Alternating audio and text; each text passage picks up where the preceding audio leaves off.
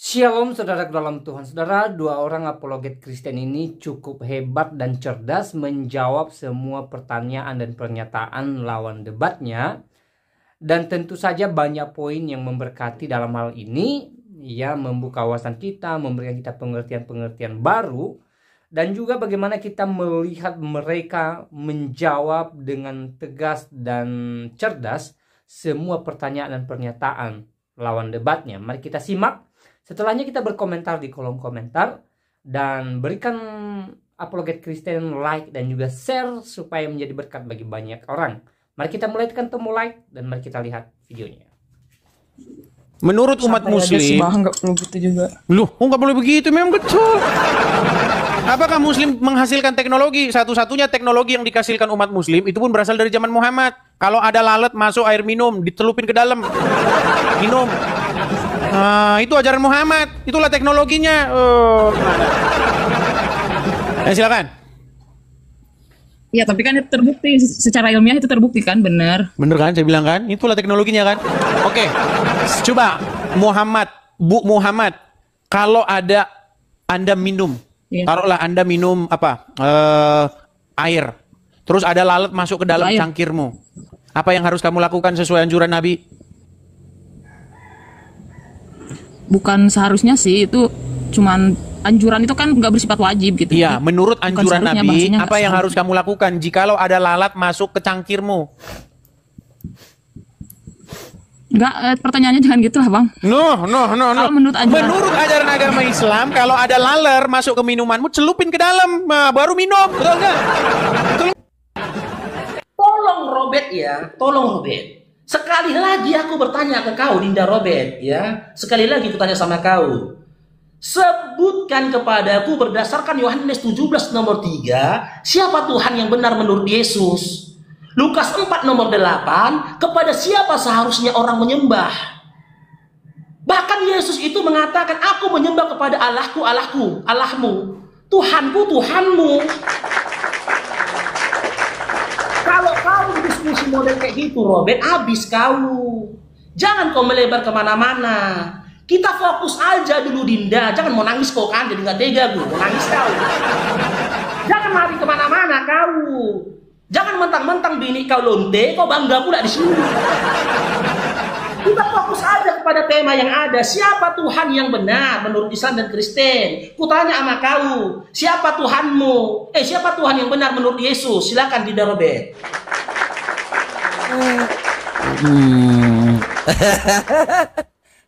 Bagus ini, bagus banget. Nangis Robert. Jataku ya, Ben. Oke. Ya, Dinda. Ayo Dinda, play dulu sebelum saya mulai ya. Jadi biar enak Dinda, ya silahkan. Ya silakan. Ya. Ini makanya. Oh, belum keluar Dinda. Silakan. Ya. Jadi kalau di Tuhan Yesus mengatakan Yohanes 17 ayat 3 itu kepada Bapa kan? Nih. Sudah ku jawab tadi. Aku dan Bapa adalah satu. Ya apakah kau tuli? Apakah kau tidak mendengar perkataanku dengan dalil ini? Apakah kau tidak mengerti? Kau hanya sibuk menghujat. Ya, betul. Karena di dalam Musnad Ahmad 17898 Rasulullah SAW bersabda kepada Said bin Sabit, cacilah kaum musyrikin itu dengan syairmu, maka Roh Kudusmu besertamu. Kita nggak heran kalau mereka itu caci maki. Lu mau ngomong apapun ya, itu tidak akan mengusik kami. Karena tidak ada esensi yang kau bicarakan. Tetapi kami orang Kristen dengan hikmat yang Tuhan berikan, karena kita takut akan Tuhan, mulut kita tidak seperti itu, guys. Kita tidak diajarkan untuk membalas jahat dengan jahat.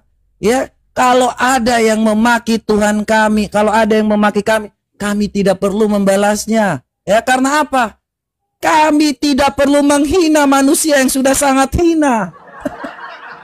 Orang hina hanya bisa ngomong orang lain hina. Karena dia sudah sangat hina. Ajarannya apa? Dia yang ajaran kawin mawin di surga. Dia yang bapaknya kawin, neneknya kawin, semuanya kawin. Dia ngomong ke saya. Dia lagi ngomong ajarannya. Ya. Apa yang dilakukan kalian di surga nanti adalah dengan lato-latomu kau mulai hari ini start dari 1 sampai 72.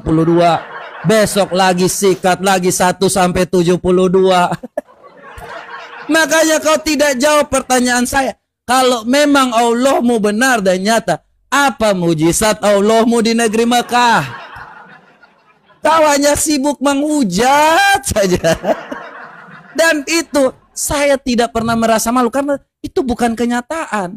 Kau mau ngomong apapun kepada Tuhan saya dan saya, Tuhan kami tetaplah Tuhan yang Maha Kuasa. Dia hadir karena dia mengasihi saya. Dan saya teman-teman semua, ya kepada teman-teman muslim pun, kami orang Kristen mengasihi kalian. Makanya kami menyampaikan kebenaran ini supaya kalian selamat.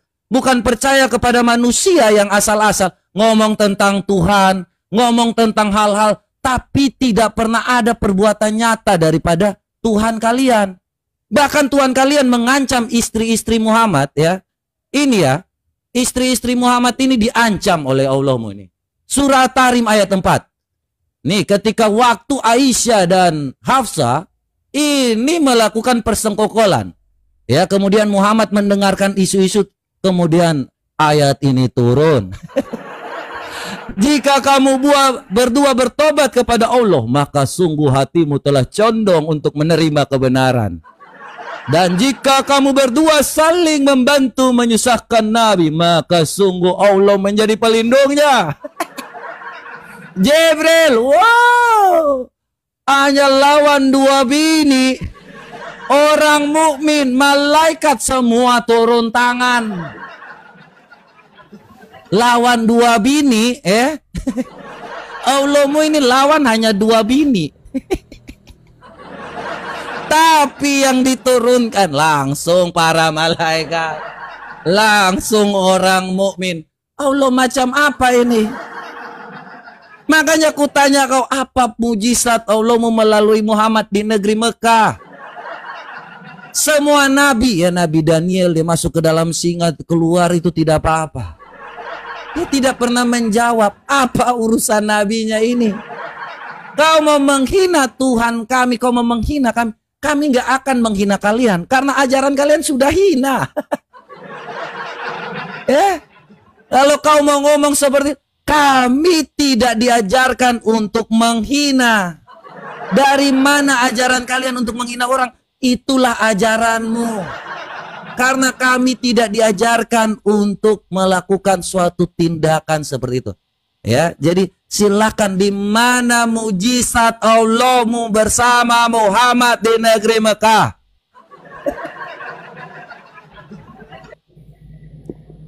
Jadi jawabannya apa, Robert? Siapa Tuhan Allah yang benar? Dalam Yohanes 17 nomor 3 yang dikatakan baca ini dari tadi sudah jelas. Aku dan Bapak adalah satu, apalagi? Aku nggak tanya itu. Ya. Aku dan Bapak ya adalah satu. Kok jadi aku dan Bapak? Gimana kita mau lanjut diskusinya ini, Robert? Terus gua mau jawab ikut-ikutan elu gitu? Mau ikut sesuai dengan pemikiran lu? Loh. Berdasarkan Yohanes 17 nomor 3, Dinda. Semua yang diarahkan itu kepada Bapa. Kau baca. Loh. Semua yang diarahkan itu kepada Allah yang hidup, Allah yang benar kan? Bapa kan? Aku dan Bapa adalah satu. Loh, apa coba? Aku nggak tanya Yesus itu di mana, nggak tanya itu. Kau mau diskusi atau enggak? Kau mau diskusi atau enggak, Faruk? Farid, kau mau lanjut diskusi atau enggak? Oke, sekarang giliran aku. Jangan kepotong-potong, ya. Saya nggak potong-potong. Saya udah jawab, kau aja dari tadi ini nggak ada jawaban satu apapun. Allah berfirman nggak ada. Semua nggak ada ini ya. Ku tangkapin dulu teman-teman. Dia bilang, sebutkan mukjizat Allah. Ini tuh nomornya korobet. Makanya kau masih Kristen kau. Kau tahu nggak arti mukjizat? Mukjizat itu perbuatan di luar nalar yang dilakukan oleh para nabi, bukan Tuhan. Jangan kau katakan mukjizat, tapi kuasa. Apakah kuasa Tuhanmu di negeri Mekah? Kau saksikan nih. Ditertulis di dalam Al-Quran ketika Nabi Muhammad SAW hendak dibunuh oleh orang-orang kafir Quraisy. Dia hijrah dari Mekah ke Madinah. Pada saat itu Nabi Muhammad SAW disayembarakan nyawanya dengan 100 ekor unta merah. Satu pun dari sahabat Nabi tidak ada yang mengkhianati Nabi. Itu Yesus dikhianati sama Yudas cuman modal 30 keping perak. Gak malu kau, Tuhan kau dijual hanya semangkok bakso. Mujizat itu luar biasa. Gitu loh. Nabi kami diselamatkan dari percobaan, pembunuhan, perencanaan dilakukan oleh kafir Quraisy di perang Badar. Tertulis dalam kitab surah Ali Imran, dalam Al-Quran. Nabi kami diutus kepadanya 3.000 sampai 5.000 malaikat untuk menjaga dia ketika perang Badar, di mana 313 orang melawan 1.000 orang. Dia tidak meninggal. Satu sabetan pedang pun tidak kena ke badannya. Lah Tuhan kau, Robert. Nanti kalau aku paparkan ini kau bilang aku menghujat. Kau baca dalam kitab Markus 15. Siapa di situ yang diludahi? Siapa di situ yang dipukul wajahnya? Siapa di situ yang ditelanjangin? Siapa di situ yang disuruh minum racun bunga karang? Siapa di situ yang terkutuk? Galatia 3:13. Nggak setara itu Tuhan kau dibandingkan Nabi Muhammad SAW. Nabi kami, Nabi Muhammad SAW meninggal dalam kondisi mulia. Kristus kau dalam Galatia 3:13 mati dalam kondisi terkutuk. Kau bicara kau bilang nggak, kami nggak menghujat, kami nggak menghina. Muncul kau dari tadi menghina. Bicara kau tanpa data. Kau berpikir dulu gitu loh. Makanya kau udah nggak bisa bernarasi lagi, kau nggak bisa berargumentasi lagi. Udah nggak bisa kau berargumentasi. Jujur pun kau nggak bisa. Aku tak bilang sama kau boleh jadi Kristen, tapi pada waktu yang bersamaan ya kau jangan jadi penipu. Kau cerita tentang kawin mengawin, di surganya Islam ada kawin mengawin, mana datanya? Mana datanya? Mana datanya di dalam surga, di dalam Al-Quran dikatakan ada kawin mengawin, mana datanya? Tapi di dalam Wahyu 19 nomor 7 nih, lubang pantat kau akan dihantam, Robert. Ini, sekarang aku tanya sama kau. Ini data kawin. Kok malu kau? Aku akui kau nggak kawin, tapi siapa yang kawin ini? Siap-siap kau. Kalau kau lubang pantatmu, kalau binikmu PR dihantam. Nih, siap-siap itu. Nih, akan ditusbol kau karena kau memang suka ditusbol. Marilah kita bersuka cita dan bersorak-sorai dan memuliakan dia karena hari perkawinan anak domba telah tiba dan pengantinnya telah siap sedia. Yohanes 1 nomor 36.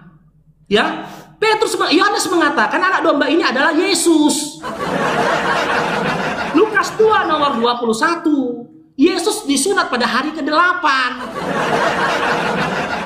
Sekarang tanya sama kau, pengantinnya ini siapa? Kalaupun kami disediakan bidadari, bidadari itu dari golongannya kami. Kau disediakan binatang kau. Robert. Sama binatang kau kawin, Robert. Disediakan sama kau domba, sama domba kau dikawinkan, Robert. Kemana hatimu? Atau jangan-jangan memang kau di dunia suka sama binatang kau? Di surgamu nanti kau akan dikawinkan kau sama binatang, yaitu domba. Sekarang jujur kau, Robert. Kalau nggak bisa, kalau kau tidak mau juga jujur, percuma juga diskusi ini dilanjutkan. Siapa Tuhan Allah yang benar yang dikatakan Yesus dalam Yohanes 17 nomor 3, Lukas 4 nomor 8. Kalau enggak usah dilanjutkan lagi lah, Robert. Silakan. Oke ya, ini saya Sebelum jawab. dimulai matchnya, tunggu.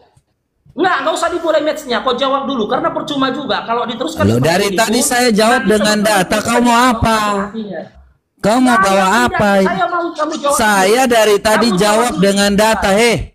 Kau jawab apa? Silakan kau baca. Saya sudah jawab, bukan Allahmu. Bukan Allahmu. Jangan kau berharap. Enak saja kau berharap Allahmu. Enggak. Kau mau main atau enggak? Saya dengarkan. Jangan. Kau mau Kau baca. Nomor 3. Kau barusan narasi. Saya jawab dulu. Saya mau jawab. Ini giliran waktu saya ini. Ini giliran aku gak akan mulai matchnya. Kau takut? Kau jujur. Udah, nyerah aja. Nyerah aja. Nyerah saja. Kalau kau ini giliranku. Tadi kau yang mulai. Sekarang kau loh. Kau takut. Kau takut. Ini saya mau jawab loh. Loh, bukan mau framing takut. Oke, aku kasih kau kesempatan. Kalau ini tidak kau jawab, nanti ketika giliran aku, kita tiktokan. Kau jawab. Gimana? Oke. Saya sudah jawab ya. Jadi ini jelas ya. Silakan.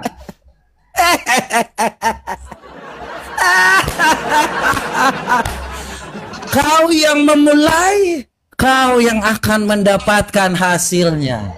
Kau menghina Tuhan kami tadi sudah bilang. Oh, enggak aku terima. Kau framing, kau bilang aku menghina tadi Tuhan. Kau bilang bahwa dia yang mana? itu. Yang mana menghina? Jangan diam dulu. Saya bilang. Gak bisa, kau fitnah aku. Kau bilang kau menghina Tuhanmu. Yang mana jangan sambung-sambung ini. Enggak bisa Dinda, kau udah framing. Enggak bisa. Kau bilang aku menghina, enggak terima aku. Kau luruskan dulu. Kau bilang tadi kan bahwa dia dipukul, dia dihina, benar kan?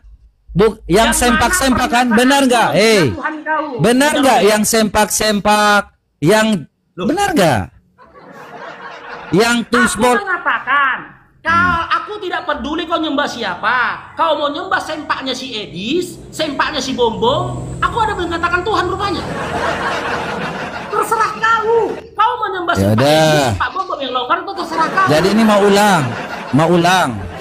Ini waktu saya terbuang loh. Pernyataan kamu katakan. Oh ya sudah. Oke. Kau tidak menghina. Oke. Ya gitu. Sekarang.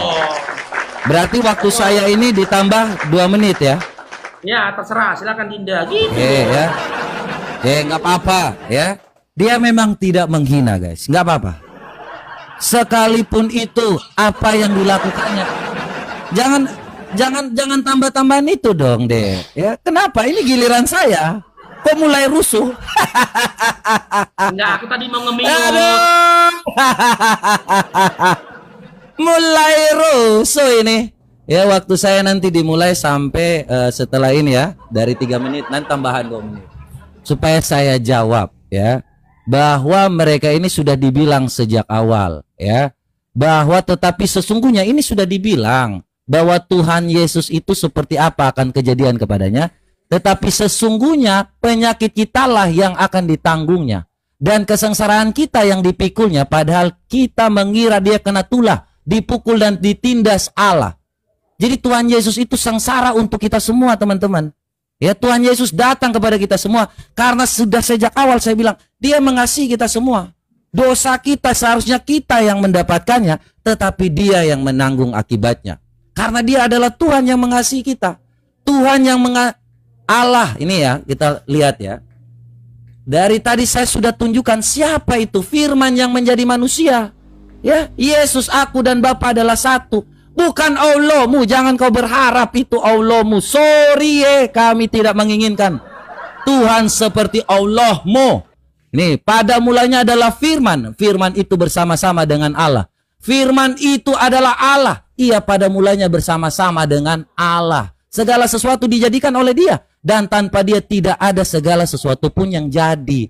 Nih ya. Firman itu telah menjadi manusia dan diam di antara kita. Dan kita telah melihat kemuliaannya. Ya, yang diberikan kepadanya sebagai anak tunggal Allah. Sorry Bukan firman Allahmu yang tidak pernah berfirman kepada Muhammad. Bukan yang kau katakan dan kau mau cari remis bahwa di dalam Wahyu 19 ayat 7 itu kami namanya melakukan perkawinan di Sodom-Sodom. Sorry jangan kau sama-samakan seperti kalian. Tuhan kami, kalau kau membaca Wahyu 19 ayat 7 itu, kenapa kau hanya pas waktu perkawinan itu artinya menyatu dengan Allah?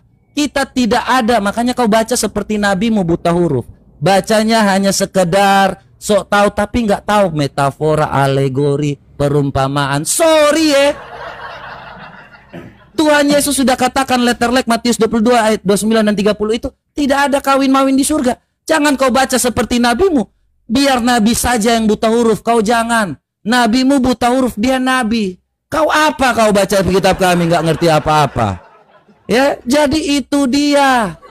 Kau jangan bilang kami ini framing, ya, kau framing kami perkawinan dengan binatang. Sorry banget, kalian yang diajarkan. Nih, Sunan Tirmizi 1375. Barang siapa menggauli binatang maka tidak ada hukuman atasnya. Kalau kau di surga dapat bidadari, kau di dunia kau kawin sama binatang dululah. Kalau kau belum bisa merasakan yang namanya bidadari surga, kau kawin sama binatang dululah. Ini ajaran kau. Jangan kau sama-samakan dengan kami ajaran kau ini. Baca ini dalil. Barang siapa menggauli binatang, maka... saya punya waktu 2 menit, sabar. Leo, ini belum kan selesai. Enggak. Saya punya waktu 2 menit. Jangan dipotong-potong. Jangan dipotong-potong. Kau tadi motong-potong. Saya belum narasi. Diam dulu sampai 2 menit. Saya mau narasi ini. Diam dulu. Diam. Diam. Saya tadi kau potong selama 2 menit. Diam. Ini giliran saya. Kau jangan sama-samakan kami dengan kalian. Atur waktunya, kita tahu 2 menitnya, waktunya mana? Loh, ini ada di atas, ya udah sabar. Ya, nih. Nah. Ini yang menggauli binatang adalah kalian. Kenapa kau sama-samakan dengan kami? Enak saja kau main cari remis. Kami orang Kristen tidak pernah mau menggauli binatang seperti kalian. Ajaran kalian yang menyatakan seperti ini. Sorry banget kau mau cari remis dengan kami. Kami beda kelas. Tuhan kami Tuhan yang nyata, sedangkan Allahmu tidak pernah kelihatan sampai hari ini. Kau masih bingung mencari Allahmu sampai kau sholat di jalan pun cari-cari tidak pernah ada. Karena Allahmu hanya lafaz Allah. Itu saja. Ya. Jadi teman-teman semua, ya, saya sampaikan juga kepada teman-teman muslim, carilah Tuhan yang benar, Tuhan yang menyatakan kasih-Nya. Kita ini dekat dengan Tuhan kita sama seperti bapa dan anak. Ya, kita sayang semuanya, ya. Kita mengasihi kita semua. Tuhan bilang, kasihilah Tuhan Allahmu dengan segenap hatimu, dengan segenap jiwamu, dengan segenap akal budimu. Ya, kasihilah sesama manusia sama seperti dirimu sendiri mengasihi dirimu. Makanya kita ini selalu menyatakan kebenaran. Kita nggak pernah punya dusta untuk hal-hal seperti ini. Apa tujuannya kami berdusta? Ya, kami dengan profesi kami datang di sini untuk menyatakan kebenaran yang sebenarnya. Bukan datang untuk berdusta. Bukan datang untuk mengatakan, ya dengarkan. Bukan datang dengan yang namanya segala sesuatu yang kebodohan. Dengarkan, ini belum selesai. Kalau ini potong-potong ini. Ini mau anti klimaks ini. Aduh, ini kau ini memang. Kalau kau takut kau bilang ini. Kukira kau ini ternyata kau hanya modal congor aja. Nggak punya ilmu apa-apa, nggak menjawab apa-apa pula. Nih, teman-teman ya. Tanya di mana mujizat Muhammad, tidak ada.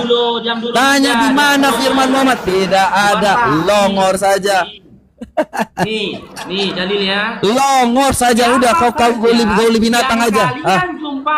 Kau pakai dengarkan AI aja ini. Kau pakai AI lagi. Yang kalian jumpai bersetubuh dengan binatang, maka bunuhlah dia dan bunuhlah hewan yang jadi korban. Hadis riwayat Tirmizi 1455, Abu Daud 4464. Ini udah dijawab nih. Hadis ini lebih sahih dari hadis pertama. Ini hadis ini kau baca. 1375. Hadis ini lebih sahih dari hadis pedoman. Ini baca. Baca. Buka matanya. Coba kau sebutkan. Dari hadis yang kau bacakan tadi, yang kau tunjukkan tadi, mana matan? Mana matan? Ini. Hadis ini menjadi pedoman amal menurut para amat. Kau baca di sini. Baca. Kau itu hadis apa? Kau buka ini sanad-sanadnya jelas. Sanad-sanad jaya jelas. Mana kau? Mana sanad kau? Mana? Mana sanad kau? Dari siapa sanadnya? Dari siapa sanadnya? Dari mana sanadnya, Faruk? Faruk. Dari mana sanadnya? Tidak ada kawin mengawin. Kapan pula Yesus ngomong kayak gitu? Coba pindah tempat dulu. Berat nih teman-teman. Seandainya Muslim ini punya teknologi aja, aduh cepet ini kita teman-teman. Iya. Menurut umat Muslim, nggak perlu gitu juga. loh, nggak boleh begitu, memang betul. Apakah Muslim menghasilkan teknologi? Satu-satunya teknologi yang dihasilkan umat Muslim itu pun berasal dari zaman Muhammad. Kalau ada lalat masuk air minum, ditelupin ke dalam, minum. Itu ajaran Muhammad. Itulah teknologinya. Silakan. Ya, tapi kan itu terbukti secara ilmiah, itu terbukti kan, benar. Bener kan, saya bilang kan, itulah teknologinya kan. Oke, coba Bu Muhammad, kalau ada Anda minum, taruhlah Anda minum air, terus ada lalat masuk ke dalam cangkirmu, apa yang harus kamu lakukan sesuai anjuran Nabi? Bukan seharusnya sih, itu cuman anjuran itu kan nggak bersifat wajib gitu. Iya, menurut anjuran Nabi, apa yang harus kamu lakukan jikalau ada lalat masuk ke cangkirmu? Enggak, pertanyaannya jangan gitu lah, Bang. No. Kalau menurut ajaran agama Islam, kalau ada laler masuk ke minumanmu, celupin ke dalam, baru minum, betul nggak? Betul nggak? Ya, kalau itu mau diminum lagi minumannya. Ya, kalau kita nggak mau minum lagi, misalkan mau dibuang, ya udah buang aja. Iya, menurut ajaran Islam itu harus dicelupin lalatnya ke dalam, betul? Ntar dulu, saya cari dulu referensi yang abang katakan ini ya. Gimana yo? Aduh, tidak percaya dia dengan ajaran agama Islam. Kan sudah saya bilang teman-teman, alasan seseorang masih Islam adalah karena dia tidak mengerti ajaran agama Islam. Iya, saya tahu hadis itu, saya tahu. Tapi kan itu udah terbukti secara ilmiah. Itu bener loh, dalam sayap lalat itu kan ada yang satunya kalau penyakit, yang satunya ada obat. Nah, makanya saya bilang itulah teknologi hasil temuan orang Islam. Berarti semakin banyak lalat masuk ke dalam minuman, berarti semakin mantap lah minuman itu, betul? Enggak gitu juga sih. Nah gini gimana? Udah, kembali ke tema lah. Nanti, yuk fokus ke tema, yuk. Ya lah, balik ke tema aja udah. Silakan. Jadi gini kan, surat Ad-Duha itu ada asbabun nuzul, sebab turun surat Ad-Duha itu karena kan ceritanya pastilah abang juga ngerti kan. Sebab turun satu ayat itu kan dalam Al-Qur'an itu ada sebabnya kan turunnya itu. Sebabnya itu intinya surat itu turun karena Allah ingin memberikan semangat dan motivasi kepada Nabi Muhammad.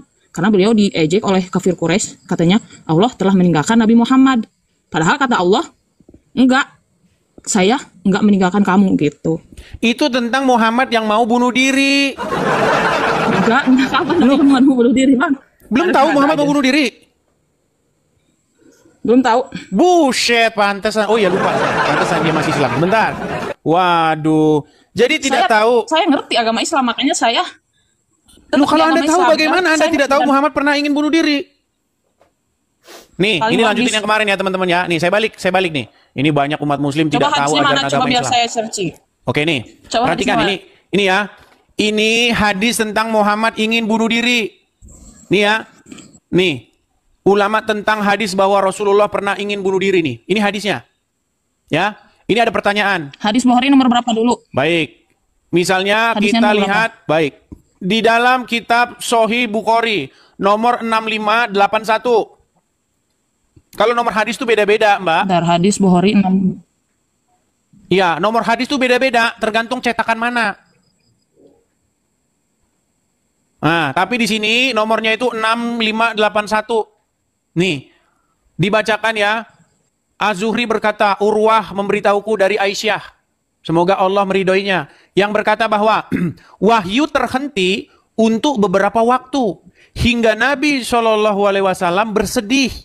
Menurut kabar yang sampai kepada kami, sampai pada titik kesedihan yang membuat beliau berkali-kali pergi karena ingin bunuh diri dengan cara melompat dari puncak gunung. Muhammad tuh sempat mau bunuh diri, aduh nggak percaya. Karena apa? Selidik punya selidik, telusur punya telusur. Sebenarnya karena Warokah meninggal. Ketika Warokah bin Naufal meninggal, wahyu tidak datang-datang. Tidak berhenti wahyu itu tidak turun.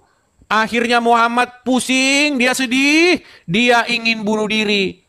Nah, menurut hasil penyelidikan saya, tentulah itu karena selama ini wahyunya berasal dari Warokah bin Naufal. Seorang Nasrani yang mengerti kitab-kitab terdahulu. Nih, setiap kali beliau naik ke puncak gunung untuk melemparkan dirinya, Jibril menampakkan diri dan mengatakan, wahai Muhammad, sesungguhnya engkau betul-betul Rasulullah. Nah ini. Muhammad sempat mau bunuh diri, Mbak Muhammad. Muhammad Nazir, sekarang percaya? Ya, tapi di sini kan Bang, coba di sini kan ada redaksi hadisnya nih. Coba tunjukin. Menurut versimu. kabar, agak burem. Kabar agak burem. yang sampai, kelihatan nggak? Agak burem. Menurut kabar yang sampai kepada kami, berarti itu tuh berarti ada redaksi Nabi Muhammad ingin bunuh diri. Itu tuh cuman kabar aja, Bang. Cuman kabar. Terus Muhammad memerintahkan ini tuh bukan kabar. Waduh, kabar itu bukan kabar apa? Apa sih arti hadis? Arti hadis tahu nggak apa? Hadis itu Silakan artinya apa? Muhammad sembuh. Arti hadis. Hadis itu Enggak, saya tanya. perkataan, Arti hadis itu apa? perbuatan. Perkataan.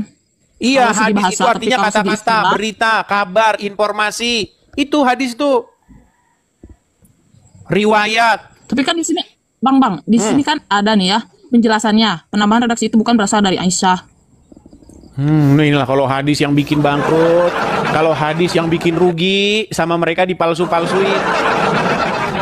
Nih, saya tunjukin saja ya hadisnya ya. Nih, itu hadis itu ada di dalam Sahih Muslim, Sahih Bukhari, ya, ada semua itu hadis-hadis. Itu jelas sekali hadisnya. Ya. Nih, hadis tentang Muhammad ingin bunuh diri ada. Tapi menurut Syekh Az-Zuhri, beliau mengatakan bahwa ketiga kabar dari Az-Zuhri atau selain dia tidaklah diterima karena status sanad dari hadis ini adalah terputus. Sejak dari perawi pertama, Bang. Iya, itu adalah salah satu upaya umat muslim. Pokoknya gini, kalau hadis bikin rugi, bilang sanadnya terputus. Bilang tidak sahih, bilang ini pelupa. Sekarang saya mau tanya, lebih pinteran, apakah Bukhari termasuk orang-orang yang tidak paham hadis? Gini Mbak, Muslim itu akui nggak bahwa Bukhari itu orang yang pintar hadis? Ya. Oke, sudah masuk belum dalam kitabnya dia itu, kitab Sahih Bukhari? Itu sama seperti hadis Aisyah Aisyah dinikahi Muhammad ketika berumur 6 tahun dan digauli ketika berumur 9 tahun. Sama umat muslim zaman sekarang, itu akan dipalsu-palsukan. Iya. Karena bikin rugi. Bang, kalau lihat dari, enggak bentar dulu. Kalau dilihat dari konteks zaman itu, memang udah lazim perempuan dinikahi di usia seperti itu. Oke, siapa orangnya yang jadi menikahi anak umur masalah, segitu? mengapa disebut lazim? Banyak. Coba sebutkan aja, satu orang. Raja-raja Romawi. Romawi di zaman Muhammad. Iya. Coba masyarakat di tengah-tengah Iya. di tengah-tengah kota Mekah, di tengah-tengah kota Madinah, kalau memang tadi Mbak Muhammad mengatakan itu adalah hal yang lumrah dan lazim, sebutkan satu orang di zaman Muhammad yang seperti Muhammad menikahi anak di bawah umur. Siapa namanya? Mana literaturnya? Bentar. Agak ada di mana? Itu adalah syubhat atau jawaban yang digembar-gemborkan untuk membela Muhammad mati-matian. Pada zaman itu sudah lumrah. Ngarang. Mana? Siapa orangnya? Umur 6 tahun itu baru masuk kelas 1 SD. Masih ingusan, meler masihan ini. Masih begitu-begitu. Bahkan Aisyah itu masih main boneka-bonekaan. Aisyah itu masih main boneka. Ada hadisnya.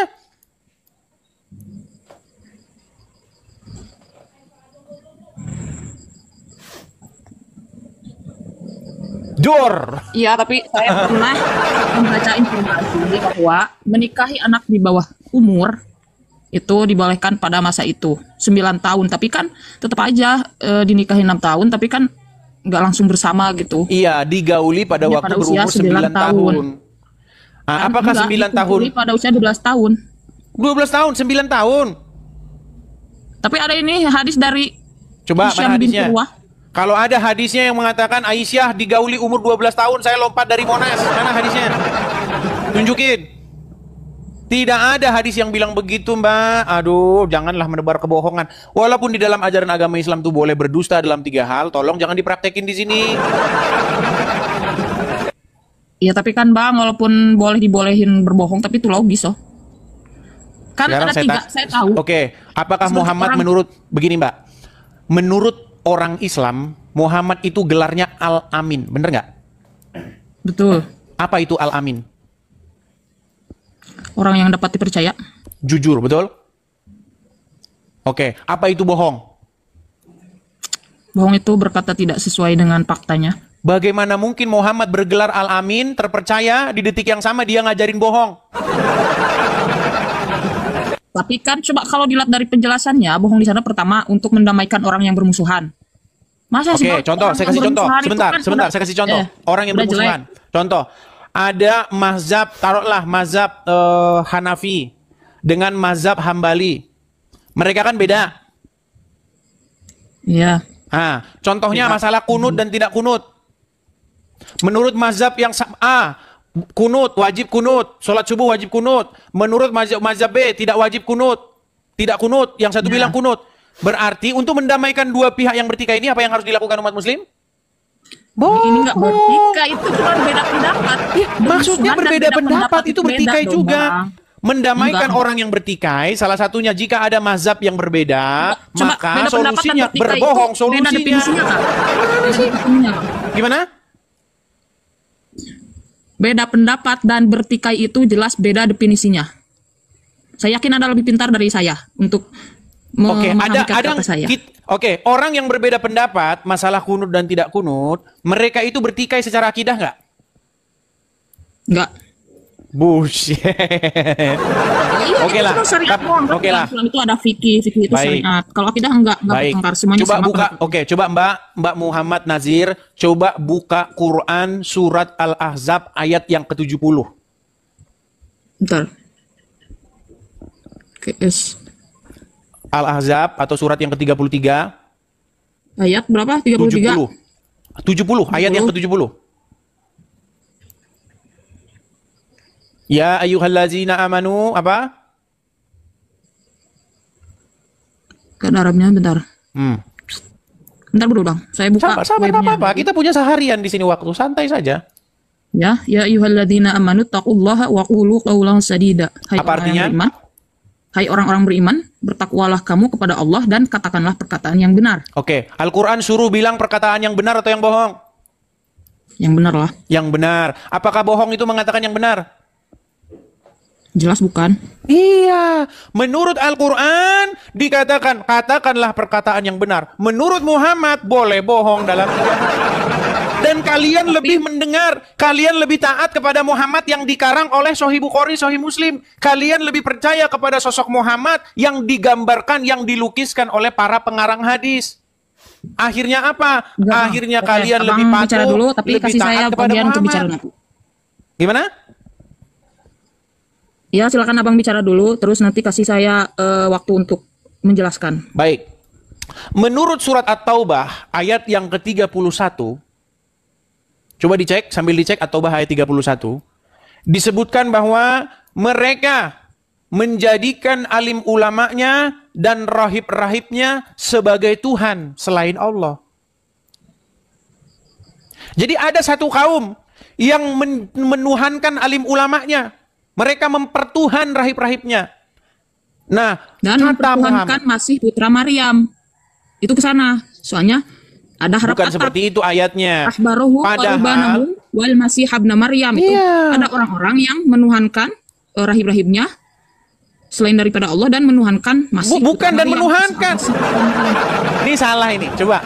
Mereka menjadikan alim ulamanya sebagai Tuhan di samping Allah dan Al-Masih. Enggak, bukan. Al-Masih itu adalah persatuan dari Coba dibaca ahbaruhum Arabnya, dibaca wal Arabnya coba. banahum. Coba dibaca Arabnya. Ittakhadhu, mereka menjadikan ahbarohum kepada rahib-rahibnya, waruhbanahum Dan dan rahib-rahibnya, kepada dan rahib-rahibnya arbaban Tuhan, menjadi rob atau pengurus, menjadi atau Tuhan. Tuhan, itu jamak. Mi'adunillahi, selain daripada Allah. Allah wal. Nah, karena tapi abang Itu harus nyambung. mendengarkan Sebentar, hukum itu saya. Iya. nyambung. Mereka Selain menjadikan daripada Allah alim dan- ulamanya sebagai Tuhan selain Allah dan Al-Masih. Betul? Bukan. Lu Mereka aku ini nggak menjadikan- percaya dengan ayatnya. Bunyi ayatnya begitu nggak? Tapi kan wal masihah di sini berbaris fatah. Sedangkan Bukan. lapan ahbaruhum Allah wal banahum Masih itu nyambung nggak? Sebentar. Allah wal Masih itu nyambung nggak? Enggak, bukan maksudnya seperti itu. Karena dalam ilmu nahwu itu seperti itu, Bang.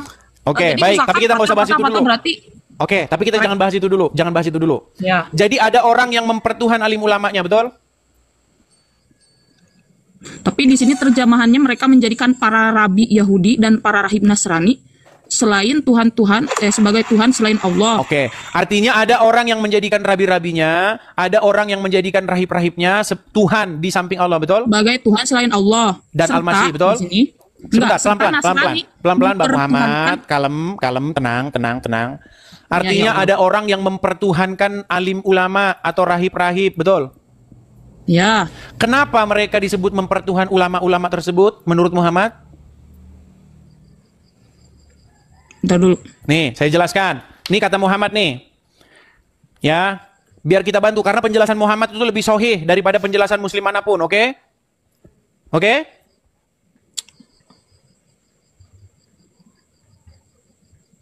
Nih, sebentar. Di dalam tafsir Ibnu Katsir, Muhammad menjelaskan ayat ini. Perhatikan ya, saya bantu. Nanti inilah bukti umat Islam sudah mempertuhan Muhammad nih. Perhatikan. Enggak. Lihat ya. Saya nggak Surat setuju. At-Taubah ayat 31. Perhatikan.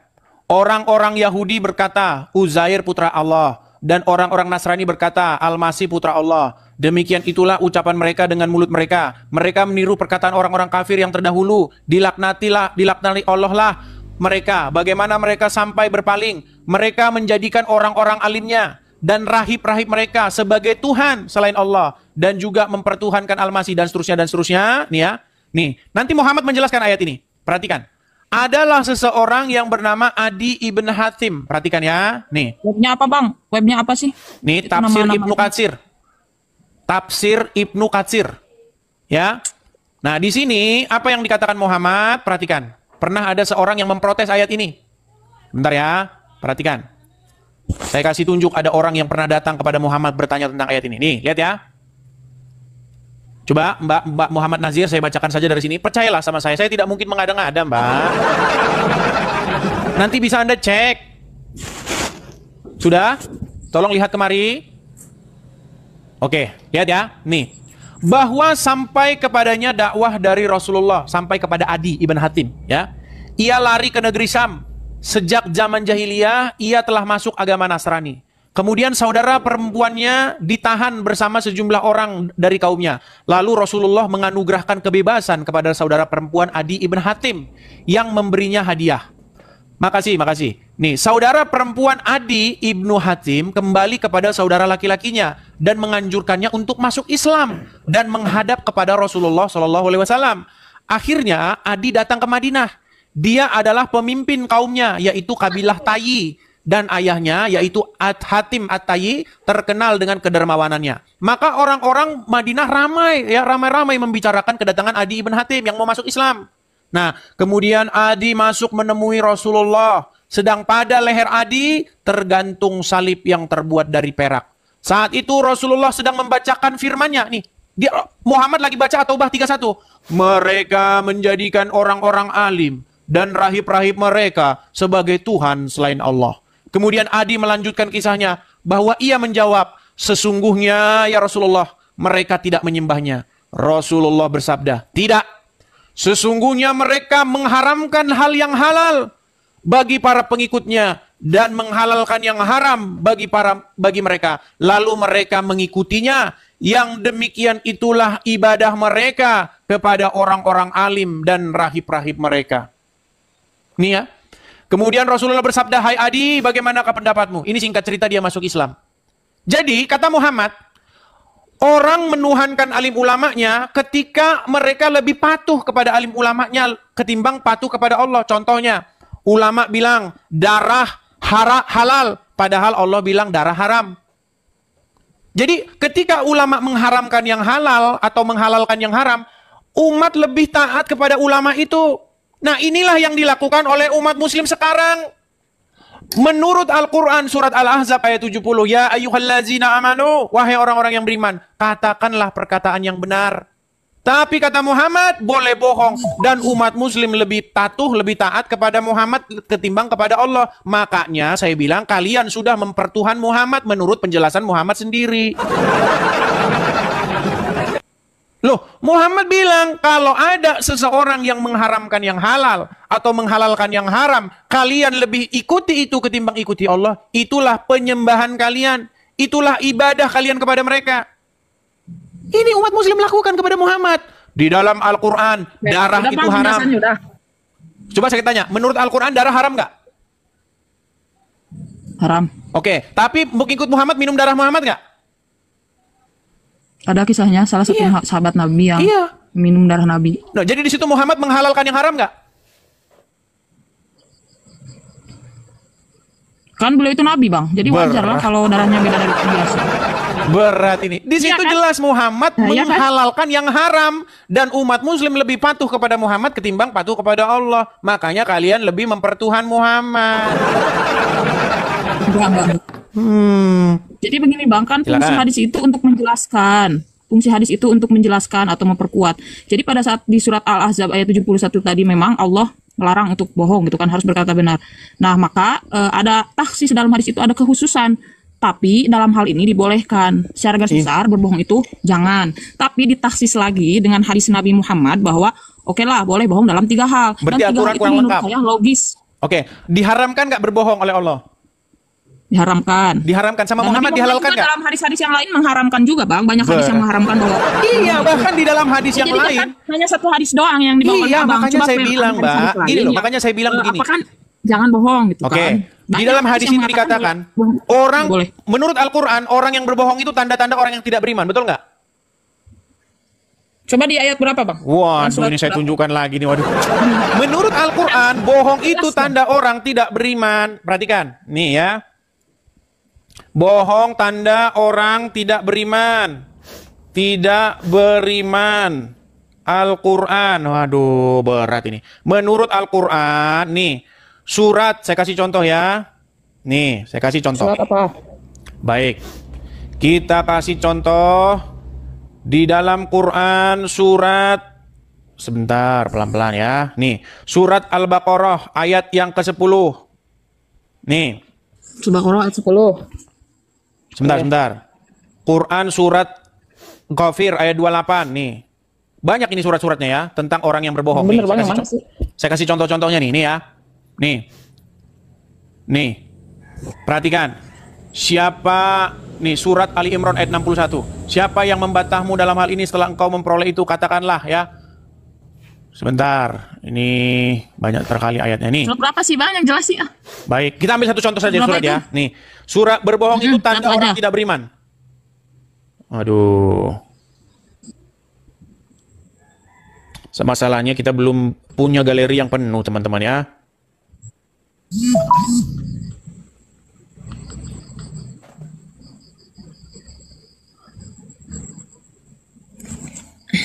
Tapi Sabar. tetap aja sih kan 3 hal bohong itu kan emang logis lah. Coba pasti saya yakin hati kalian kalau dengan bersih menerimanya itu logis. Orang yang bertikai ya kita damaikan. Misalkan seorang suami Perhatikan. berbohong kalau istrinya itu cantik, baik, nih. itu kan ya gak Nih, apa-apa sih. Surat An-Nahl ayat 105. Sesungguhnya yang mengada-adakan kebohongan hanyalah orang yang tidak beriman. Nah, orang yang mengada-adakan, yang mengada-adakan sesuatu yang nggak ada dibilang ada, yang bohong, itu adalah orang-orang yang tidak beriman kepada ayat-ayat Allah, dan mereka itulah orang-orang pendusta. Betul. Bahkan dikatakan dalam hadis, orang yang sama, Muhammad yang sama bilang, bohong itu nggak boleh, bahkan dalam keadaan bercanda, nggak boleh. Tapi Muhammad yang sama ngajarin bohong. Gimana? Tapi kan beda konteks antara bercanda dan mendamaikan orang Oke, yang sekarang sedang menurut bertikai hadis boleh nggak atau bohong? agar suami istri. Menurut hadis boleh nggak bohong? Nggak boleh. Nggak boleh. Nggak boleh. Nggak boleh, bahkan dalam keadaan Ya. bercanda, betul? Tapi Ya. menurut hadis yang sama, Kan Muhammad banyak hadis membolehkan yang nggak mengatakan berdusta nggak dalam boleh 3 hal? Boleh. Iya, makanya saya bilang umat muslim bingung, boleh tapi nggak boleh, boleh tapi boleh. Menurut saya yakin abang lebih pintar dari saya. Dari 3 hal tersebut itu kan berbohongnya pertama orang mendamaikan orang yang sedang bertikai, ya kan? Kedua, apa tuh? Berbohong antara suami dan istri. Iya, seperti misalkan suaminya gombal, ih kamu cantik. Ya boleh lah bang, masa misalkan istri Bukan begitu bohong yang dimaksud. Buset, abang, kamu Contoh, jelek saya kasih banget sih, contoh. misalkan. Saya kasih contoh nih, Kira-kira sebentar. rumah tangganya bakal bertengkar gak? Gini, Nah, kan? suamimu pergi ke puncak Bogor. Sudah? Ya. Sudah? Sampai Ya. sana dia melihat wanita cantik. Lalu dia nikahkan. Saya nikahkan kamu dengan mahar 5 juta untuk 5 hari dibayar tunai. Sah, sah. Boleh nggak suami bohong bahwasanya suami di sana tidak menikah lagi? Boleh nggak? Kalau dalam konteks itu tidak boleh. Nah. Tapi kan ini konteksnya untuk Loh, pasangan dalam boleh. konteks memuji. Supaya Bang. apa? Supaya Ya kan, kamu nanti saya daripada cantik, nanti baik, istri. soleha itu nggak apa-apa. Agar rumah Boleh, tangganya terjadi daripada sakinah, istrinya mawaddah, nanti warahmah, Bang. marah-marah, tidak Gitu. mendapatkan ridho dari istri pertama, bilang saja tidak menikah di sana, padahal dia menikah untuk 5 hari lamanya, betul? Enggak. Nah, Kalau contohnya seperti itu oke, nggak sekali. termasuk bohong yang Gini. dibolehkan. Oke, baik. Menurut ajaran agama Islam saya tanya, boleh cerai nggak? Boleh. Boleh. Boleh nggak nikah, dinikahi 5 hari lalu diceraikan? Boleh nggak? Nggak boleh. Itu Wah, kok nggak boleh dari haram. mana? Boleh, ada ayatnya.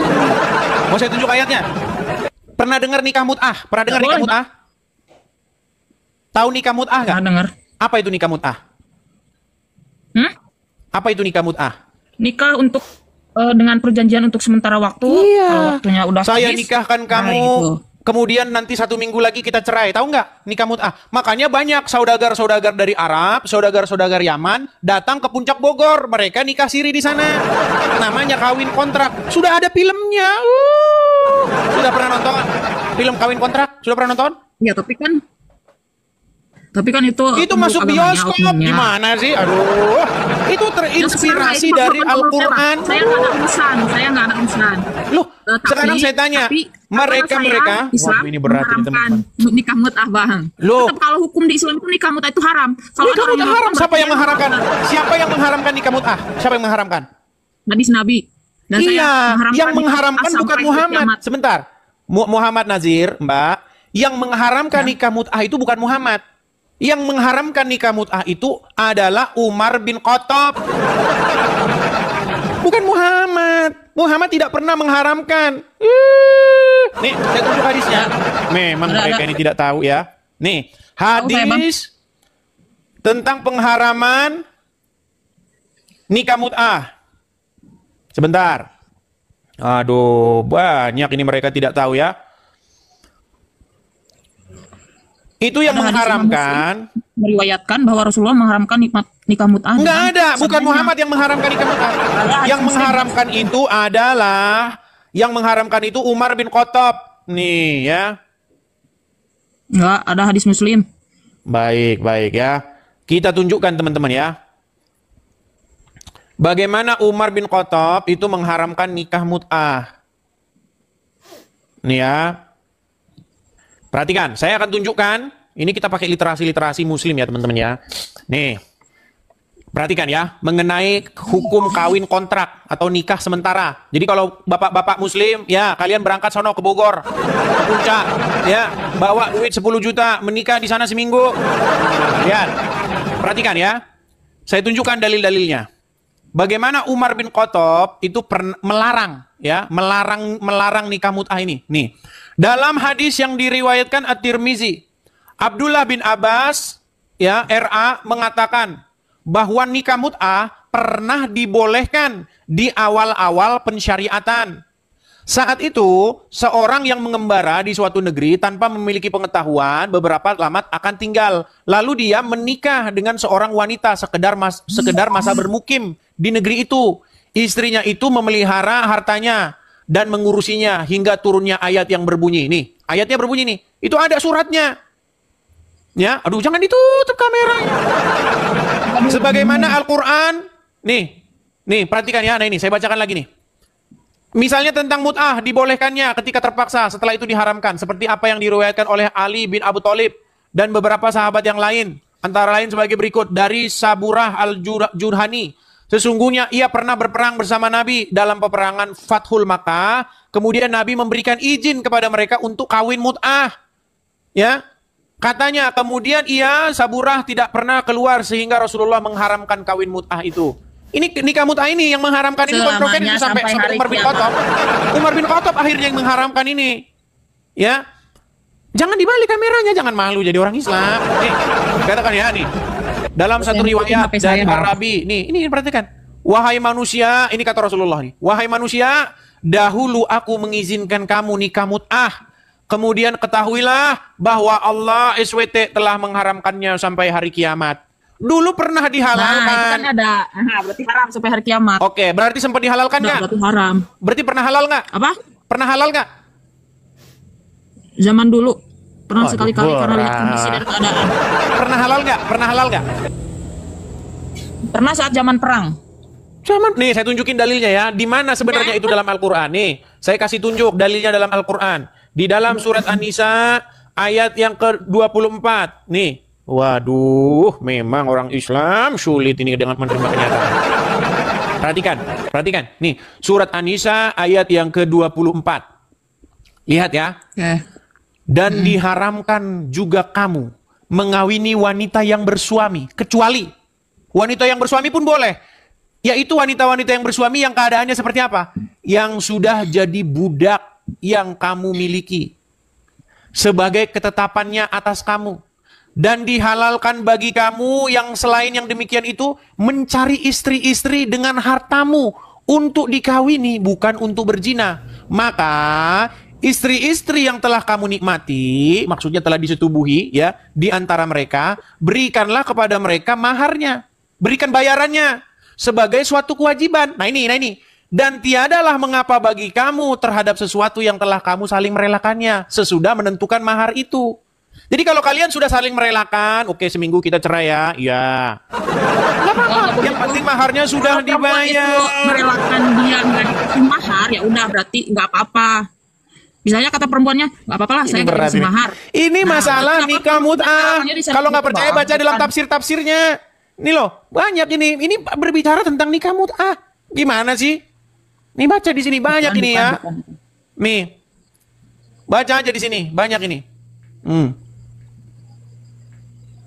Yakni orang-orang yang menjaga kehormatannya dan menjauhi perbuatan zina. Nih, bukan untuk berzina, tapi untuk menikah. Ya dikasih maharnya, yakni mahar yang kamu relakan. Nih, Rasulullah telah melarang dan mengharamkan nikah mut'ah. Ini tadinya tentang mut'ah ini. Tapi sayangnya tidak ada nasik mansuknya di Quran. Nih, yakni mahar yang kamu relakan untuk mereka. Rasulullah telah melarang dan mengharamkan nikah mut'ah. Diriwayatkan oleh Imam Bukhari dan Muslim dari Ali bin Abu Thalib. Ia berkata, Rasulullah telah mengharamkan nikah mut'ah dan daging keledai pada perang Khaibar. Dan dikeluarkan oleh Imam Muslim dari Rabi bin ini dan Saburah dari ayah dan seterusnya. Nih. Hai manusia, sesungguhnya dulu aku mengizinkan kalian untuk mengawini para wanita dengan nikah mut'ah. Dulu zaman Muhammad, dan kamu kini kasih duit Allah ya, telah nikah kita 7 hari. mengharamkannya hingga kiamat. berat Ya, ini tapi berat. kan sekarang zaman sekarang, Bang. Karena tahu nggak Muhammad Nazir kenapa kamu jadi seperti ini? Karena kamu Ya, tapi karena kan konteksnya karena di saya zaman tahu karena sekarang, Pak. nalarmu Ini kan loh kita ini lagi kok hidup seperti di zaman prostitusi sekarang. terselubung. Dengar, nalarmu kan berpikir ini kok macam seperti prostitusi berselubung. Kan kamu gitu kan? Nih, sesungguhnya dahulu aku Enggak. mengizinkan kalian. Ini Kini disesuaikan Allah dengan zaman, telah Bapak. mengharamkannya Disesuaikan hingga dengan hari zaman. kiamat. Maka barang siapa yang melakukan hal itu, maka hendaklah ia meninggalkannya dan janganlah Hendaklah ia kalian mengambil meninggalkan, apa yang kalian telah berikan kepada istri-istri dengan kalian mut'ah. Nih ya, maksudnya begini loh, ini nikah mut'ah ini itu dilarang di hadis, nggak ada di Quran. Ini ayat ini masih berlaku, Fungsinya tapi hadis biasa itu umat muslim kan menjelaskan ngarang ayat hadis, Al-Quran, bikin jadi hadis nggak sekarang. masalah. Jadi nggak masalah. Fungsinya hadis itu menjelaskan ayat Al-Quran, jadi nggak masalah. Dengar, Walaupun nggak ada di Quran juga. dengar. Sekarang saya tanya, apakah ada pembatalan ayat nikah mut'ah itu di Quran? Tidak ada nasih dan Tidak mansuknya. ada. Tapi Tidak dalam ada hadis nasih mansuknya di Quran. Makanya umat muslim harus ngarang hadis bahwa itu diharamkan oleh Muhammad di hadis. Kenapa? Kenapa saya mengatakan bahwa hadis itu karangan? Karena ada hadis yang selanjutnya mengatakan bahwa di zaman Umar bin Khattab menjadi khalifah, nikah mut'ah masih dilaksanakan. Lalu Umar bin Khattab lah yang menghapuskan nikah mut'ah itu. Kalau memang Ya, di berarti zaman itu Muhammad emang sudah orang yang melaksanakan nikah mut'ah itu ya nggak nurut, Bang. berat. Salah dari hadisnya. Bener kan? Kalau Nabi Muhammad udah ngelarang, tapi pada saat di zaman Umar bin Khattab ada yang masih melakukan. Berarti emang orang-orang tersebut yang emang melanggar dari hadis Baik. Nabi tersebut, larangan hadis Saya jawab. Nabi. Saya jawab. Sekarang Muhammad Nazir, kalau ada wahyu tentang pelarangan nikah mut'ah, maka wahyu itu harus masuk ke dalam Al-Quran, betul? Ulang delay. Kalau Muhammad dapat wahyu, seharusnya wahyu masuk ke mana? Ke Quran atau tidak? Ada yang masuk ke hadis qudsi dan ada yang masuk ke Quran. Oke, tunjukkan di hadis qudsi atau hadis di Quran bahwasanya nikah mut'ah sudah dilarang. Bentar. Saya searching dulu. Google lagi, Abang juga Google searching dari lagi. Google kan? Abang juga Google lagi. Loh, Nggak apa-apa saya lah. Google supaya cari Teknologi data doang. Cari biar bisa saya tampilkan di layar. Kalau sebelumnya saya sudah tahu. Oke, saya Ayo. jawabannya ya. Tidak Ah. ada hadis qudsi yang secara langsung melarang nikah mut'ah, akan tetapi nikah mut'ah dilarang berdasarkan hadis sahih yang diriwayatkan oleh para sahabat Di dan Quran ada ulama. tidak? Terlalu pelarangan nikah mut'ah. Ya nggak apa-apa sih Bang, nggak ada di Nggak hadis ada, qudsi, sampai nggak kiamat ada dicari, nggak ada di Quran. Al-Quran. Yang penting di hadis ada, karena hadis Iya, juga menjadi sumber sekarang saya tanya. rujukan hukum bagi Mbak, agama Islam. sekarang Jadi saya nggak tanya, masalah. Mbak. Menurut saya nggak masalah. Oke, begini Mbak. Kalau ada wahyu yang datang kepada Muhammad. Wahai Muhammad, nikah mut'ah sudah kuharamkan. Maka wahyu itu harusnya masuk ke dalam Quran. Setuju?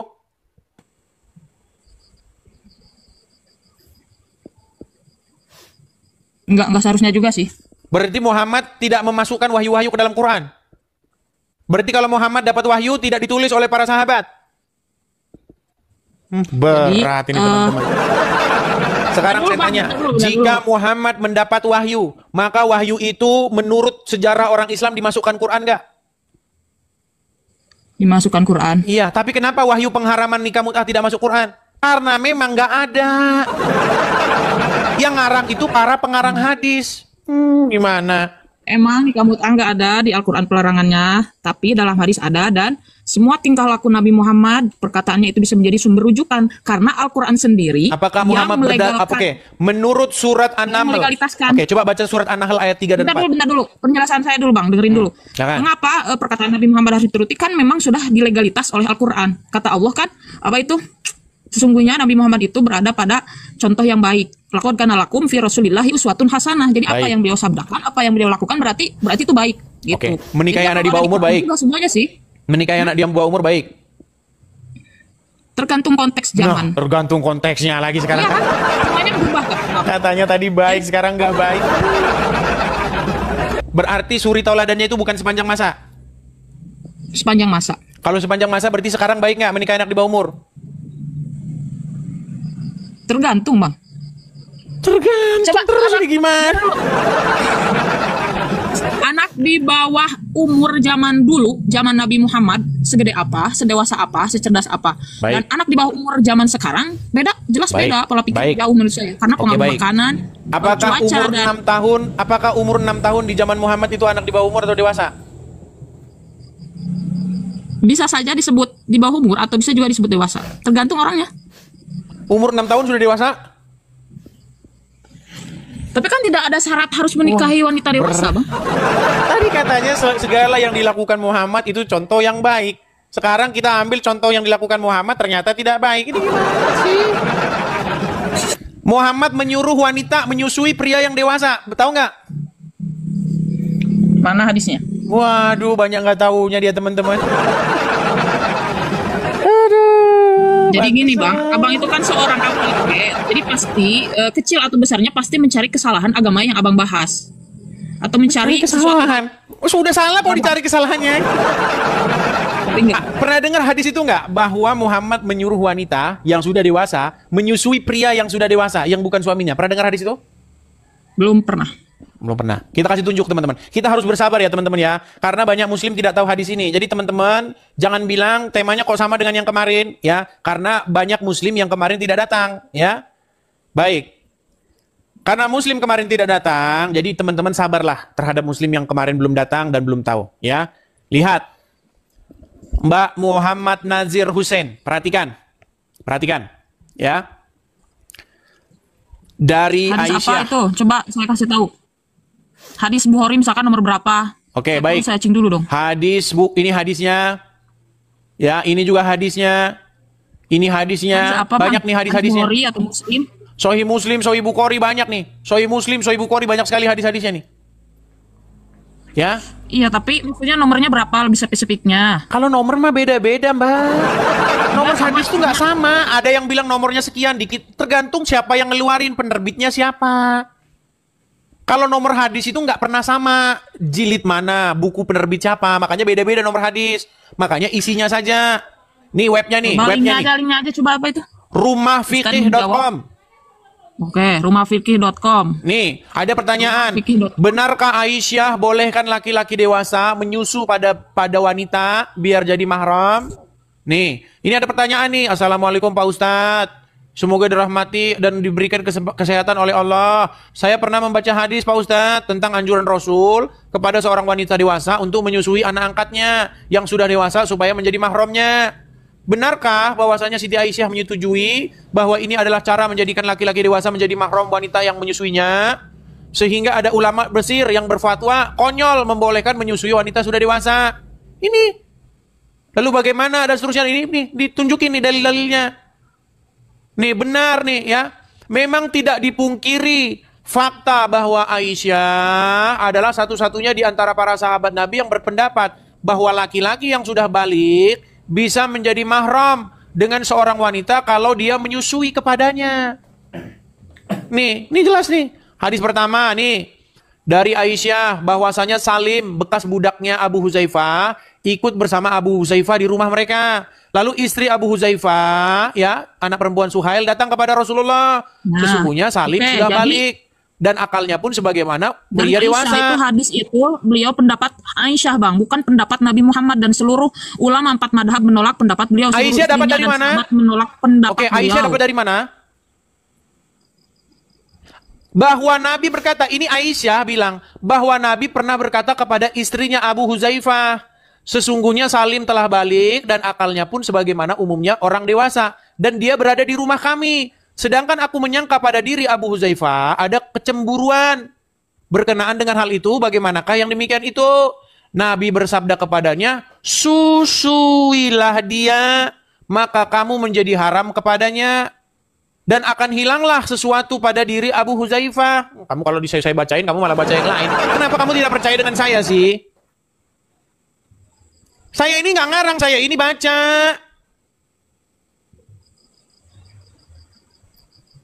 Nih, lalu Sahlah pulang, kemudian dia berkata, sungguh aku telah menyusuinya.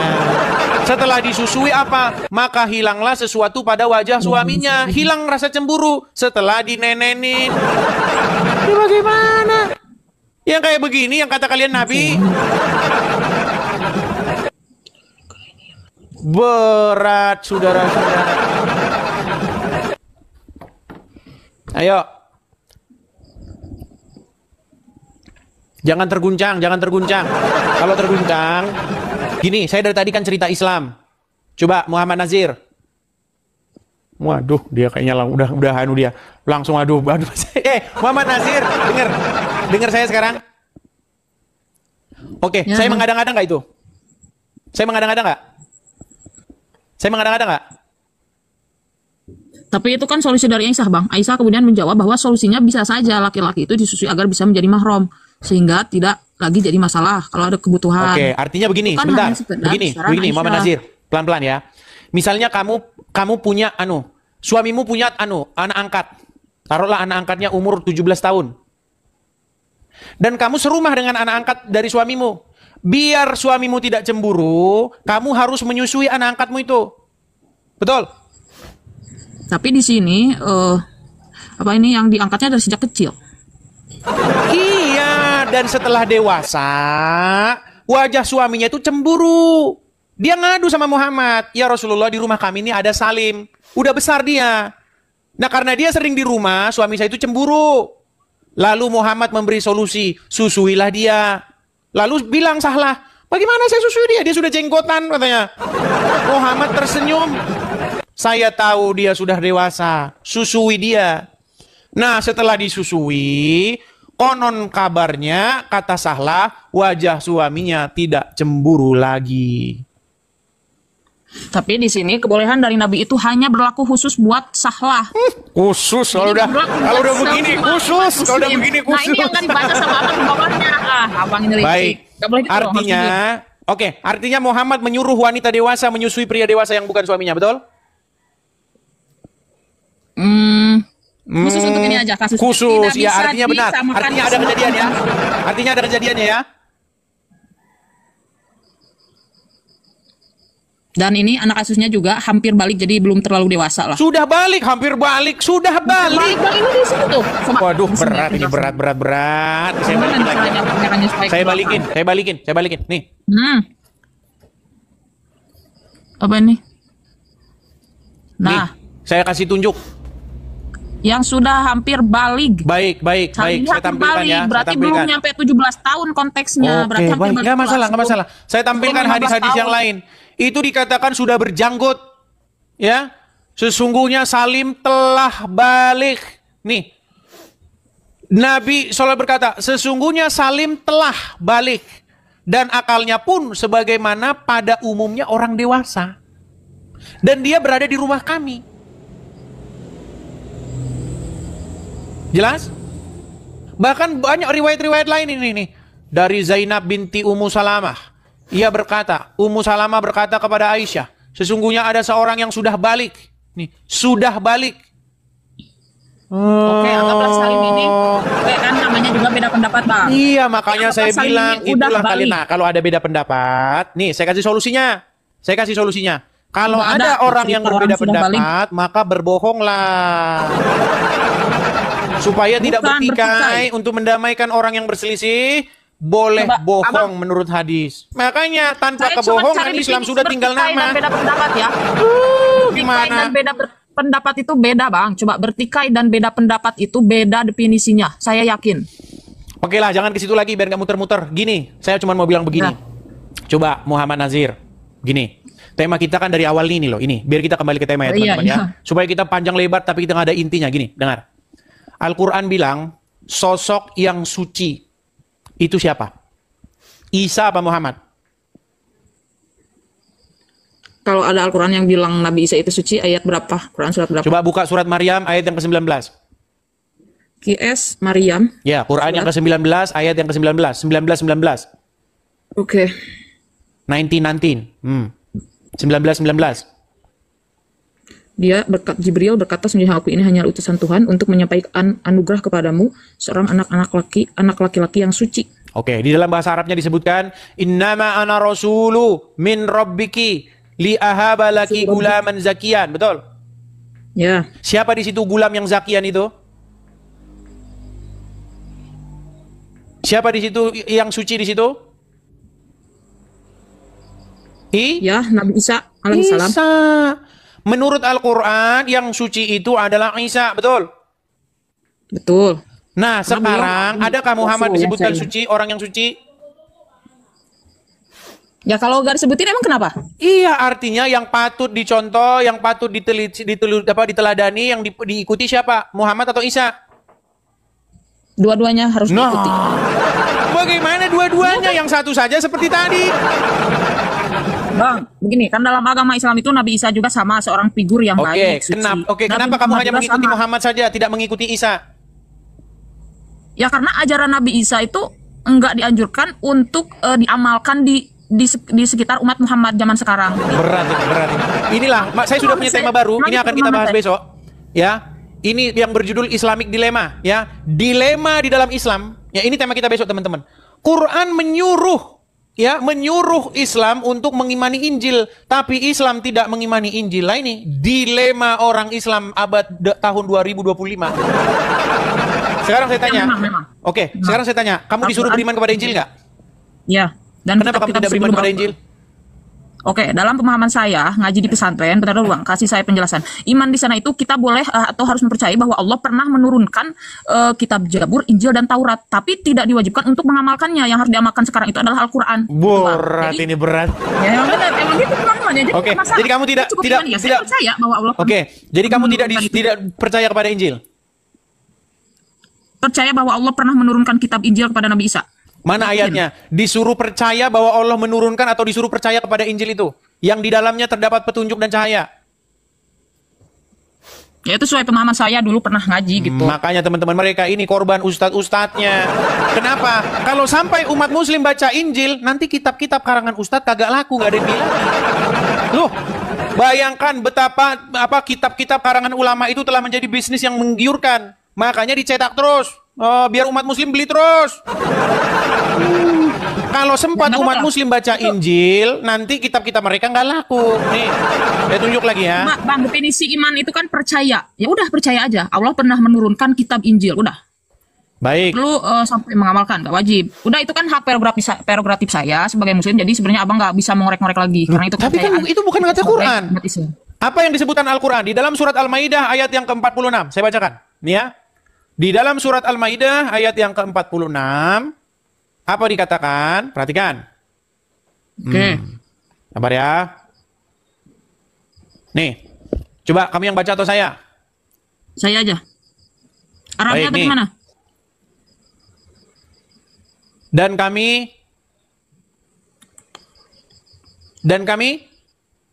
kami teruskan Ya, jejak mereka dengan mengutus Isa putra Maryam, membenarkan kitab yang sebelumnya yaitu Taurat, dan kami menurunkan Injil kepadanya. Di dalamnya terdapat petunjuk dan cahaya. Betul? Ya, saya Jadi di percaya dalam Injil terdapat Injil petunjuk ada- dan cahaya, betul nggak? Betul. Kenapa kamu tidak mau beriman kepada kitab Injil?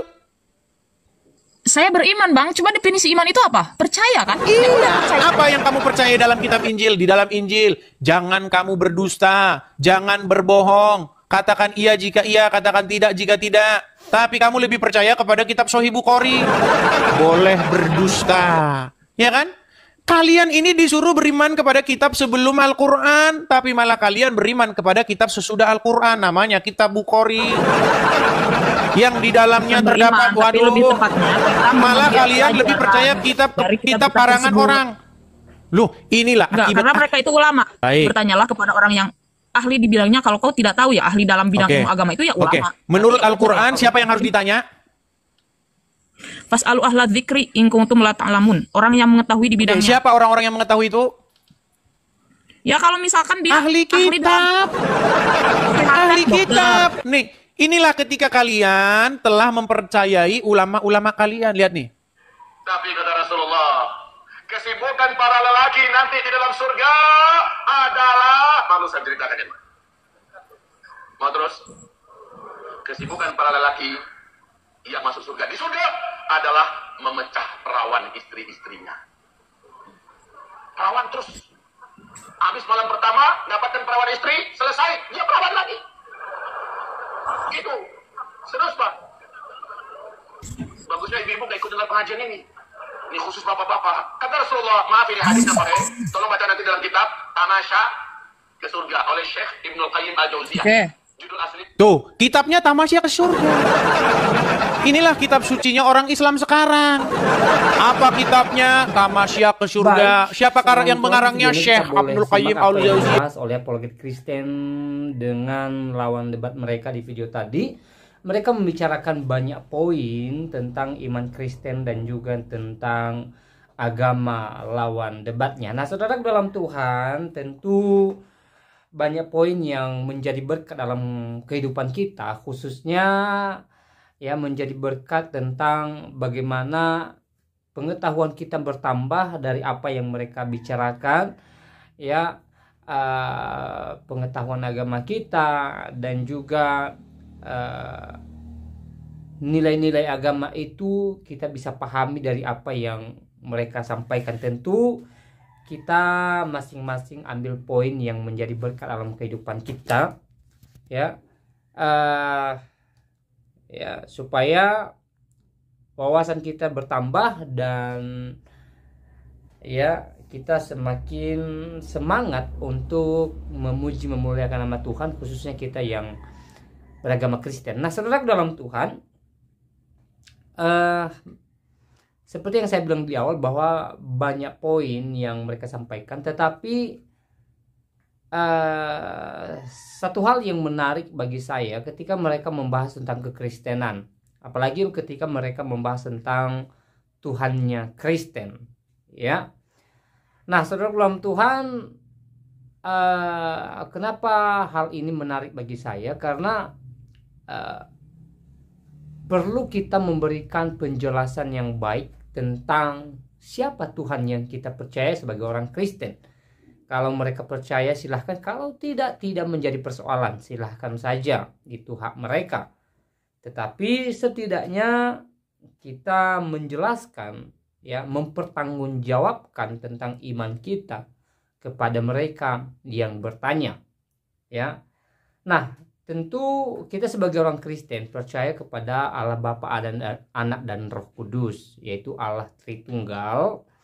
Dan kita percaya bahwa Yesus Kristus adalah Allah atau pribadi kedua dari Allah Tritunggal itu, yang telah datang ke dunia ini, ya, datang menyelesaikan persoalan manusia atau dosa manusia dengan Tuhan dan menunjukkan kasihnya kepada manusia, sebagaimana firman Tuhan atau Alkitab mencatat bahwa karena begitu besar kasih Allah akan dunia ini, sehingga ia mengaruniakan anaknya yang tunggal, sehingga setiap orang yang percaya kepadanya tidak binasa melainkan beroleh hidup yang kekal, ya. Ya, saudara dalam Tuhan, tujuan Yesus datang ke dunia ini memberikan hidup kekal bagi orang yang percaya kepadanya. Dan tentu kita sebagai orang Kristen punya pengharapan iman bahwa ketika kita meninggalkan dunia ini, ya, kerajaan sorga pastinya menanti kita, khususnya yang tetap percaya bahwa Yesus adalah sang juru selamat dalam kehidupan kita. Itulah iman Kristen, ya. Yesus juga memberikan jaminan keselamatan atau kepastian keselamatan bagi pengikutnya. Bahkan Yesus pernah mengampuni dosa orang berdosa dan mengatakan bahwa orang ini pasti masuk surga, yaitu seorang yang disalib bersama-sama dengan dia, yang kemudian orang ini bertobat dan percaya bahwa Yesus adalah dari surga dan dia pasti kembali ke surga. Dan dia berkata kepada Yesus, Tuhan, ingatlah aku ketika kamu pergi ke rumah Bapakmu. Kurang lebih seperti itulah isi kalimatnya, ya. Dan Yesus mengatakan kepadanya bahwa hari itu juga, ya, hari ini juga engkau bersama-sama dengan aku di Firdaus. Artinya bahwa orang ini punya jaminan keselamatan dari Yesus secara langsung. Ini sangat luar biasa, saudara dalam Tuhan, ya. Kita diberikan kepastian bahwa orang yang hidup di dalam Yesus, ya, pasti dibawa ke tempat Yesus berada, sebagaimana Yesus janjikan di dalam Injil Yohanes pasal 14 ya. Sering saya sampaikan bahwa Yesus pergi kepada Bapa untuk menyediakan sorga atau tempat bagi orang yang percaya kepadanya, dan di tempat di mana Yesus berada, orang-orang kudus, orang-orang percaya, orang-orang yang hatinya melekat kepada Yesus dibawa ke sana ya. Dan kalau kita melihat di dalam kitab Wahyu, tempat di mana Yesus berada adalah tempat yang di mana orang-orang yang dibawa ke sana mengalami kebahagiaan kekal ya. Di sana tidak ada lagi ratap tangis, kertak gigi, yang ada sukacita hingga selama-lamanya. Ya. Dan dalam kitab Wahyu juga kita bisa melihat ya bahwa di akhir zaman Yesus akan datang sebagai hakim atas dunia ini. Dia menghakimi dunia ini, dan Yesus memegang kunci pintu kerajaan sorga. Artinya Yesus berhak ya menarik siapa saja untuk masuk ke dalam kerajaan sorga. Tentu yang dia tarik ke dalam kerajaan sorga adalah orang-orang kudus, orang-orang yang percaya kepadanya ya. Nah, saudara dalam Tuhan, itulah inti daripada iman Kristen. Kalau kita belajar dalam Alkitab memang banyak hal, tetapi intinya adalah ya orang yang percaya bahwa Yesus telah menyelamatkan dirinya, maka dia pasti diselamatkan ya. Nah, selebihnya seperti apa tanggapan saudara dan apa yang menjadi berkat dalam kehidupan saudara dari video yang barusan kita tonton bersama? Silahkan tulis di kolom komentar. Tuliskan komentar yang baik, yang positif, terutama komentar-komentar yang memuji-muliakan nama Tuhan, dan komentar-komentar yang memberkati kita sekalian. Dan jangan lupa tekan tombol like dan juga share atau bagikan video ini supaya menjadi berkat bagi banyak orang, supaya melalui video ini semakin banyak yang memuji memuliakan nama Tuhan di atas kerajaan sorga. Dan saya pribadi tidak terlalu panjang lebar menyampaikan pesan. Kiranya Tuhan Yesus memberkati kita. Shalom.